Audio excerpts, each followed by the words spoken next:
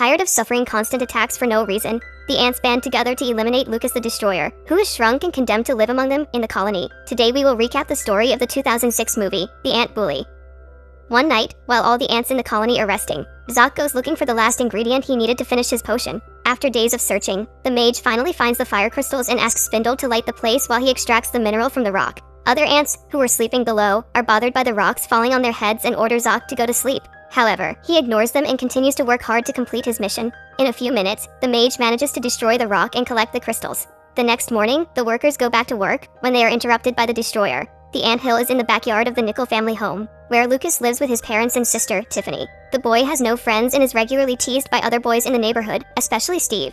The boy is the oldest in the class, so he uses his strength and size to intimidate the other boys in the neighborhood. To avoid the provocations, Nikki and other young ones join him, but they are also the boys' targets. After giving Lucas a wedgie, the boy leaves with his gang. Annoyed, Lucas takes out his water pistol and attacks the anthill to take out his anger. This is not an isolated case. Whenever he goes through these humiliations, the boy attacks the anthill as a way of venting what he feels. Because of the frequent attacks, the young man became known throughout the colony as the Destroyer. Zoc tries to fend him off and threatens to use his powers against him, but Lucas kicks the anthill and throws it away. Hova tries to communicate with the boy, as she believes that this will stop the attacks, but her attempts are unsuccessful and Zoc needs to prevent his girlfriend from being crushed. When the boy was about to eliminate the couple, his mother calls him back home. Doreen informs her that she is going on a romantic trip with her husband, Fred, to celebrate their wedding anniversary. She says goodbye to Lucas and realizes that the boy is upset. The woman asks the boy what is going on, but he is furious and asks her to leave soon. The couple leaves their children, Tiffany and Lucas, in the care of Grandma Mamo, who is on the second floor of the house and ends up dropping her dentures in the garden.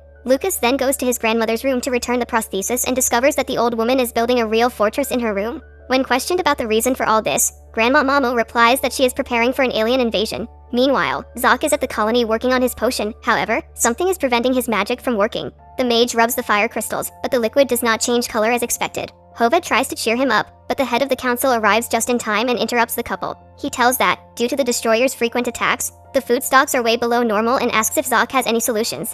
The mage then guarantees that he will soon be able to finish his potion, which will save the colony. The next morning, as Lucas waters the grass, he is surprised by Steve, who suddenly throws a firecracker near him. Before leaving, the boy launches a second firecracker, which ends up going out before it bursts. Furious, Lucas looks at the anthill and plans his next attack. In that instant, Zoc continues working on his potion and discovers that the fire crystals are not working due to their fissures.